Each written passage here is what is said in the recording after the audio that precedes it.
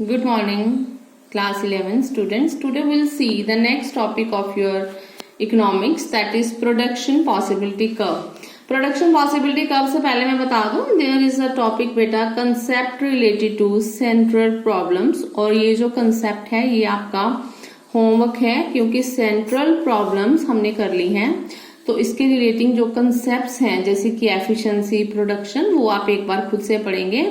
And if you find any problem then you can tell me कि ma'am ये हमारे से कंप्लीट नहीं हुआ है, then I let you know कि इसमें आपने क्या लिखना है. First of all you will try it as a part of your homework. Now coming to the next topic बेटा, this is production possibility curve. Production possibility curve जैसे कि name से ही पता चलता है, ये कर्व स्टूडेंट्स हमें बताता है प्रोडक्शन की पॉसिबिलिटीज के बारे में. पहले मैं आपको बता दूं, इन क्लास 11th आप फर्स्ट टाइम कर्व कर रहे हैं. कर्व कुछ डिफरेंट चीज नहीं है. कर्व का यहाँ सिंपल मीनिंग है जैसे आप ग्राफ्स बनाते हैं इन द सेम वे. ठीक है, एक्स एक्सिस लेके वाई एक्सिस लेके आप जो ग्राफ्स बनाते हैं in the same way you have to go. ये वाई एक्सिस, ये एक्स एक्सिस, ये वाई एक्सिस, ये एक्स एक्सिस. ठीक है, ऐसे आप ग्राफ्स बनाते हैं. तो लेकिन इकोनॉमिक्स में हम इसको जब कर्व बनाते हैं तो we don't take this part. ठीक है, नेगेटिव का हम इधर से पार्ट नहीं लेते, हम सिर्फ इतना लेते हैं, this is X Y axis and X axis, और इसको इस पे हम सारे जो है लाइंस ड्रॉ करके डाटा लिख के we make the curves. Curves मतलब हम इस पे डायग्राम्स या ग्राफ जो है वो प्लॉट करते हैं. सो उसको हम बोलते हैं इकोनॉमिक्स में कर्व. कर्व कुछ डिफरेंट नहीं है. जब भी हम बार बार अब आपके पास कर्व बनाने आएंगे इकोनॉमिक्स में, तो this is not a different thing. आपने इसको याद रखना है. Curve is simply Y axis and X axis जो है उसका एक डायग्राम जो है हमने प्लॉट करना है, तो that becomes curve. Now coming to production possibility curve बेटा. Production possibility curve you can note down. Production possibility curve is used to explain the central problems of unlimited wants and limited resources. Basically we have two main central problems beta, unlimited wants and limited resources. तो इसी की वजह से हमें जो है ये possibility curve बनाना पड़ता है. हमें देखना पड़ता है कि हमारी प्रोडक्शन की कौन सी पॉसिबिलिटीज हैं. It means the curve which shows the production combination. It means the curve which shows the production combination of two goods. Production combination of two goods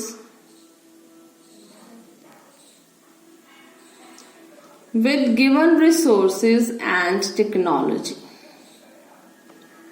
It means the curve which shows the production combination of two goods with given resources and technology. Means बेटा इसका क्या है, resources उतने ही रहेंगे, technology same रहेगी, आपने to goods का जो है वो प्रोडक्शन करना है. इस तरह से प्रोडक्शन का कॉम्बिनेशन बनाना है कि दोनों गुड्स जो है वो इक्वल लेवल पे आप क्या कर सको, प्रोड्यूस कर सको. समझे मेरी बात को. प्रोडक्शन पॉसिबिलिटी कर्व हमें ये बताएगा कि विद द गिवन रिसोर्सेज, आपके पास अगर 100 रुपीज हैं तो उतने ही रहेंगे. उसमें आपने दो गुड्स बनानी है, ब्रेड और दूसरी कोई मशीनरी सपोज करो.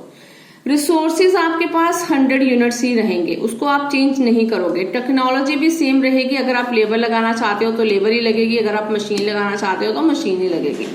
There will be no change in resources and technology, but you have to make the production of two goods. आपको दो गुड्स बनानी है बेटा, तो आप इस तरह से उसका कॉम्बिनेशन प्लॉट करेंगे कि दोनों से हमें इक्वल सेटिस्फेक्शन जो है मिले. दोनों गुड्स को बना के हमें लगे कि वाकई हमने जो प्रोडक्शन की है that is the best level of production, इससे ज्यादा इतने रिसोर्सेज में प्रोडक्शन जो थी that was not possible.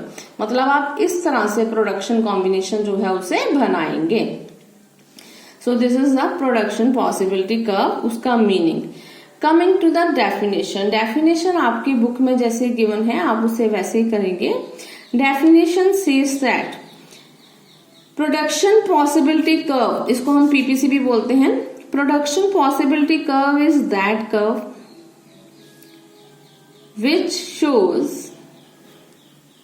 which shows the maximum amount of a pair of goods that can be produced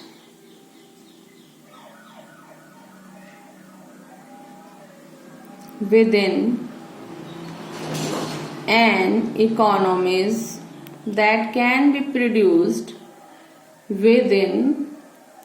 an economies given resources and techniques। ठीक है, within an economies given resources and techniques। so production possibility curve जो है बेटा वो maximum amount of a pair of goods मतलब दो goods को show करता है जो आप प्रोड्यूस कर सकते हैं किसी इकोनॉमी में उसके गिवन रिसोर्सेज के साथ और टेक्निक्स के साथ। अब आप एग्जाम्पल लीजिए। फॉर एग्जाम्पल के बिना you can't get it clarified properly. Suppose you have to produce two goods, ठीक है, you have to produce two goods X and Y। Listen very carefully, you have to produce two goods। अब हम table बना के इसका example जो है वो शो करेंगे। आपको दो गुड्स प्रोड्यूस करनी है X एंड Y।